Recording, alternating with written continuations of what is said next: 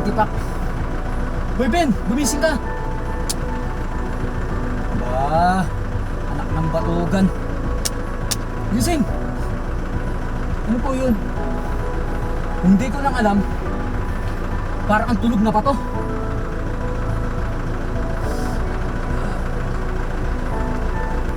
Di naman po, boss. Problema po ba? Oo, meron. Maliban sa'yo, ayun.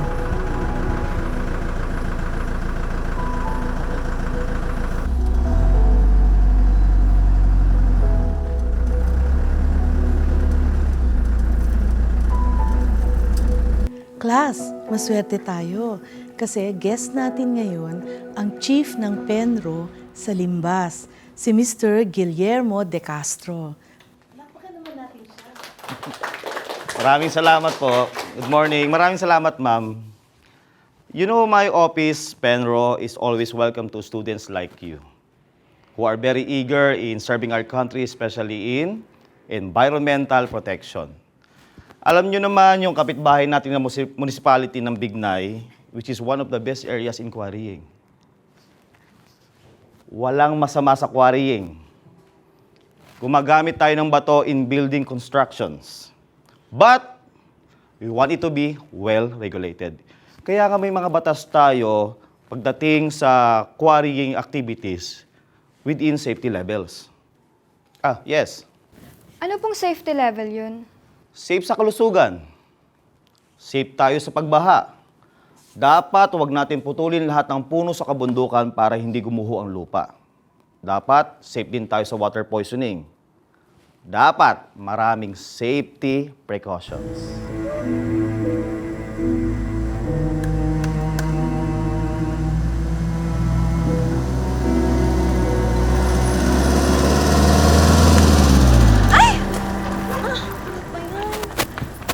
Tinamaan ba kayo ng truck? Ay, hindi naman po. Natumba nga po kami kasi iniwasan namin. Hindi ba kayo nasaktan? Gas-gas lang po. Lintik na truck yun. Mabuti nakuha ko yung number. Saan ba kayo papunta? Papasok po kami sa school. Bakit doon ko kayo nakita galing? Tinignan po kasi namin yung quarry. Quarry? Bawal dito sa Limbas ang quarrying. Pero meron hong nagkukwari banda roon. Ganun ba? Sige, pumasok na kayo. I-report nyo sa teacher nyo ang pangyayaring ito, ha? I-report ko naman sa pulis yung truck. Opo. Ako nang bahala dito. Thank you po, ma'am. Sige. Mag-iingat kayo, ha? Opo. O, dahan-dahan. Dahan-dahan. Salamat po. O, sige ha, mga anak. Thank Bye-bye. you po.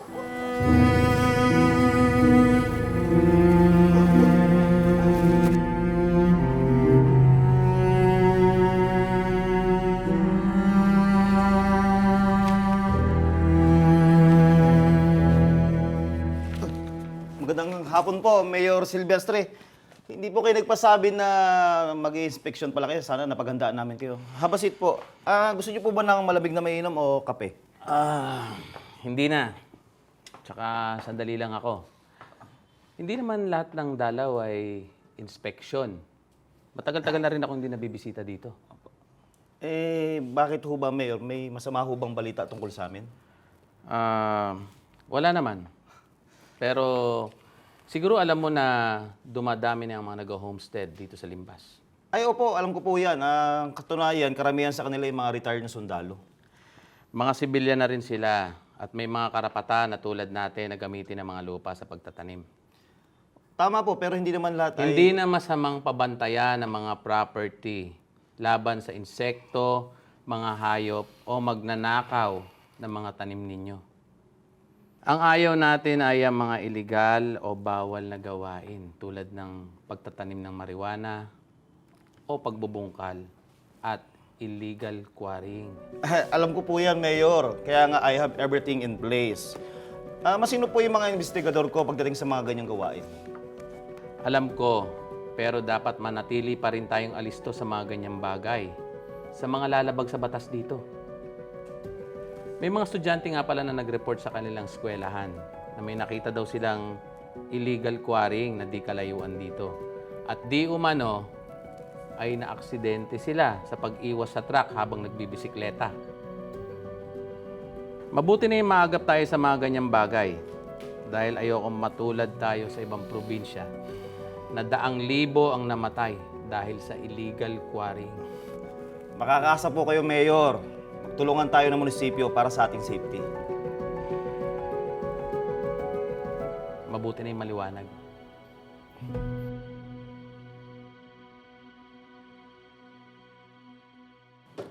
Nadadaanan ko na yung lugar na yan. Mga ilang beses din kapag bumabiyahe ko papuntang Bignay. Nung una akala ko may itatayong eskwelahan. Pero baka may programang nakalaan ng Rizal dyan. Ma'am, baka may nakabili ng korporasyon at balak magpatayo ng resort. Protected area yan eh. Hindi pinagbibili. Tsaka ilang buwan ang ganyan yan. Niwala nga akong nakitang itinatayong poste o gusali man. May nangangalakal ng bato? Exactly. Buhangin din. Tingnan mo. May backhoe at payloader. At may malaking truck pa. Ma'am, bawal na po ang quarry dito sa Limbas. Yun na nga eh. Kailangan ma-report natin yan sa... Anong opisina nga yun? Sa Penro, ma'am. Ayun po yung umahawak ng mga problema sa environment. Under po yan ng DENR. Sige, kunin mo ang cellphone number niyan. Kung sino man in charge dyan na Penro. At kakausapin ko. Hanapin po natin dito. So, are you saying that walang illegal quarrying sa Limbas? Well, I'm not saying categorically na wala, pero may nagreklamo kasi. Kaya pinaimbestigahan ko kaagad. At sabi sa report ng aking mga inspektor, meron nga daw. At anong aksyon ang ginawa niyo, Mr. De Castro? Ang SOP ng Penro, of course, I forwarded the report to the DENR and they conduct their own investigation. At anong resulta ang investigasyon? Walang nangyayaring illegal quarrying doon. Wala? Well, may nakitang nakaparadang backhoe, payloader, pero walang illegal quarrying activities. Kahit pagbubulkal ng lupa, wala. Taliwas sa mga photos ng mga complainant. Hindi ko alam kung saan galing yung mga picture sa cellphone ni Miss Josie.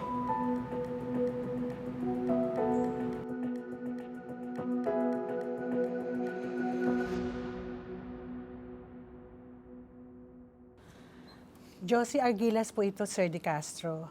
Regional Officer ng Department of Tourism. Dito sa Limbas. Oh, okay. So, Tourism Office, what may I do for you, Miss... Josie na lang po. Napatawag ako para i-report yung nakita ko pong nagaganap dun sa magkalampas ng junction sa Roses. Sa may tulay.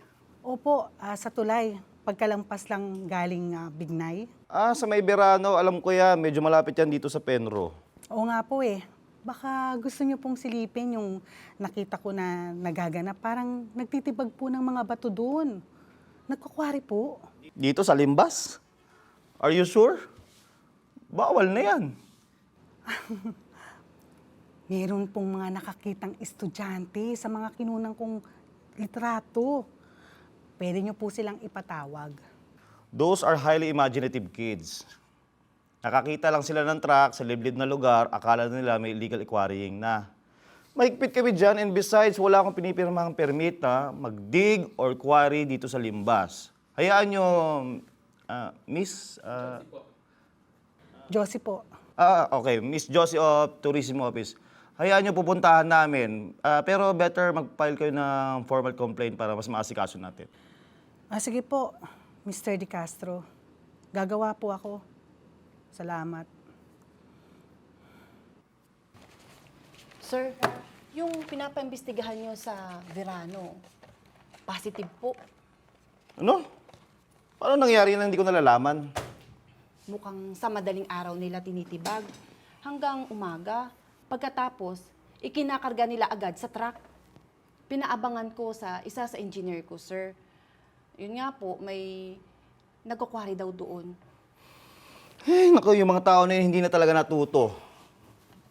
Pinagbabawal na nga ng bata, sumusuway pa rin. Mukhang malakas po sa munisipyo ang gumagawa nun. Anong malakas? Kanino malakas? Hindi po namin sigurado, pero dinadala daw po ang mga bato at buhangin sa Laguna. May ginagawa daw po na resort at hotel doon. Wala akong pinapayagan na mag-quarry dito sa Baras at lalong-lalong hindi papayag ang mayor sa quarrying. Lahat ng pagtitibag doon nangyayari sa Bignay. Sir, hindi ko naman po sinasabi na may kinalaman si Mayor Silvestre. Baka lang po may mga tao sa munisipyo na nakikipag-usap doon sa nagkukwari. O siya, gawan mo na rin ng report yan tapos i-forward mo sa Provincial Mining Regulatory Board. Bigyan mo na rin ng kopya yung Regional Director ng DENR tapos pipirmahan ko.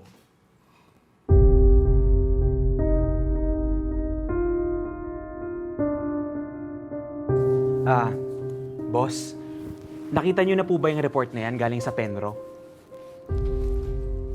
Yung quarrying na ginagawa sa Verano. Pinapunta ko na doon si Paolo para mag-imbestiga.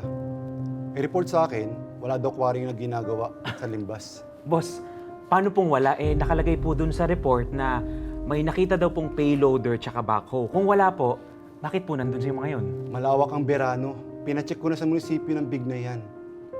Yung payloader at backhoe ay nasa boundary ng Bignay at Limbas. Apparently, ang quarrying na ginagawa ay nasa Bignay. Sigurado po ba tayo dyan, boss? Sigurado may permit tayo sa DNR.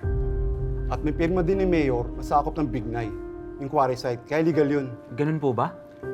Kinausap na rin ang hepe ng Penro sa Limbas. At sigurado siyang walang quarrying na ginagawa sa lugar nila. At wala siyang ini-issue na kahit ng kanong permit. Baka nagkakalituhan lang kasi hindi malinaw ang boundary ng Limbas at Bignay sa Verano. Mr. De Castro, bilang chief ng Penro sa Libas, pinuntahan mo ba ang Verano na may quarrying ng ganap doon? Hindi po. Bakit? Hindi naman na kasi kailangan kasi meron ng sariling investigasyon mismo ang DENR doon. At yung bumalik sa akin na report, ang nakasulat doon, walang illegal quarrying na nangyayari. Ang nakita na lang ay mga nakapark na backhoe at payloader. Tsaka, nakausap ko na yung executive director ng DENR. At ang sabi niya, lahat ng quarrying site sa Verano ay under sa municipality ng Bignay. That's all, Mr. De Castro. Thank you. Your Honor, based on the information presented by the accused, we would like to request further extension of the hearings in order to inspect and verify the boundaries between the municipality of Limbas and Bignay. Extension granted. We will resume court hearings next week. You will be notified of the exact date by this court. So ordered.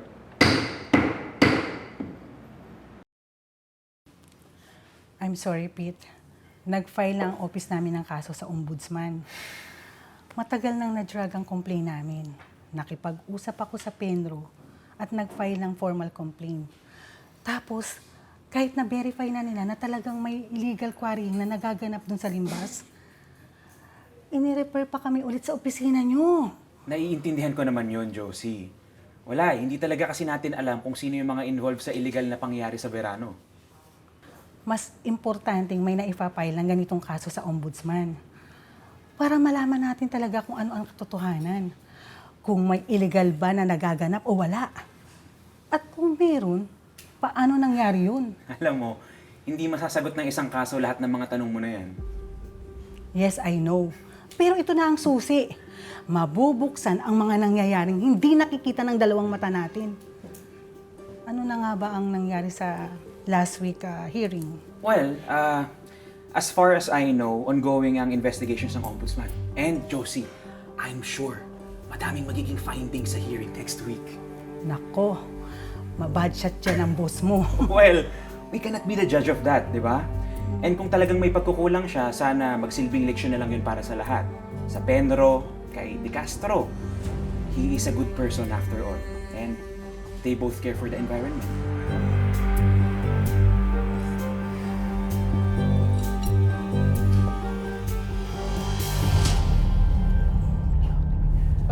Mayor!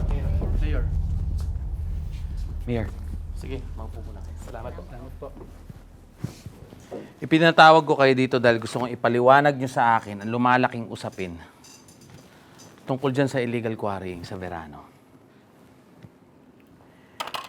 Meron nga ba o wala? Dahil ayokong magmistulang tanga. Mayor, sa opisina po ako ng Pedro. May sakit po si Engineer De Castro. May pinapasabi po siya sa inyo na wala po siyang ibinibigay na permit kahit kanino para mag-quarry dyan sa Verano. And related to that, Mayor, kami po sa Municipal Planning at Development ay nagpapatotoo na wala pong nagaganap na quarrying activities doon sa Verano. Dahil lahat po ng maaaring pagtibagan ng bato sa Verano ay nasasakupan na po ng Bignay. Mayor, Peter De Guzman po from the Regional Office of DENR. Sir, I can assure you that when our inspectors went over to Verano, wala naman po silang nakitang illegal quarrying activities except for the backhoe and payloader that were parked there. So, Sorry to interrupt po, Mayor. Sa Regional Geodetic Services po kami. Inatasan kami ng Ombudsman para linawin ang terrestrial boundaries ng Limbas at Bignay. Binalikan po namin at pinag-aralan ang existing documents tungkol dyan. At bagamat nakita namin na pinahintulutan ang quarrying lamang sa Bignay, may mga site po roon sa Verano na nasa teritoryo na po ng Limbas. So, sir, ibig sabihin ba na yung nakita ng inspector namin na payloader at backhoe ay ginagamit talaga para mag-extract ng mga bato? are you saying na may gumagawa ng illegal quarrying sa Limbas? Maari po ang mga permit na binigay sa Bignay ay hindi po pamilyar sa boundaries ng Limbas. Kaya tasaklawan na po nila ang inyong lugar sa Verano. Yan ang nga bang sinasabi ko eh.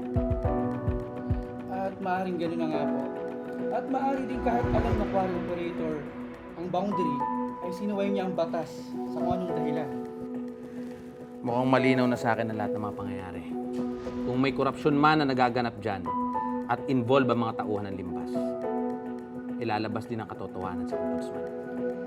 In the case of the Office of the Ombudsman versus Guillermo De Castro, in deciding whether De Castro is accountable for gross negligence of his duty for not having acted sufficiently upon a complaint about the violation of a law which he was supposed to enforce, the court finds Mr. De Castro guilty.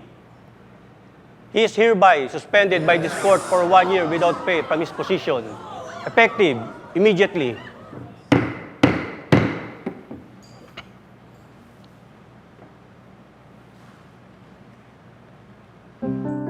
Dahil nasasaad sa ating saligang batas na ang public office ay public trust. Kaya dapat hindi tayo takot na humingi ng accountabilities sa mga opisyales ng pamahalaan.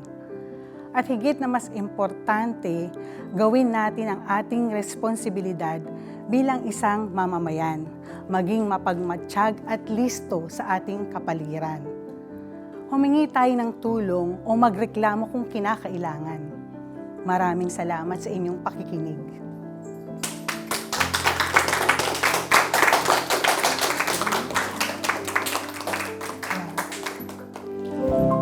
Ang dami nang nangyari, Josie, no? Ay, thank you po. Thanks. Alam mo, mabuti na lang na hindi naging ganun kabigat ang isinampang kaso ng ombudsman sa chief ng Penro. After all, he was not corrupt like other officials who might really be involved sa illegal quarrying. Hindi naman siya guilty of corruption. Nagpabaya siya sa trabaho niya. Masyado siyang nagpakampante sa pwesto. Bakit mo naman nasabi yan? Unang-una, hindi niya pinuntahan ng Verano para masaksihan niya kung ano talaga ang nangyari doon sa mga sinasabi ko. Masyado siyang nagpakatiwala sa mga field inspector niya. Kaya ang nangyari, hindi sila guilty of illegal quarrying.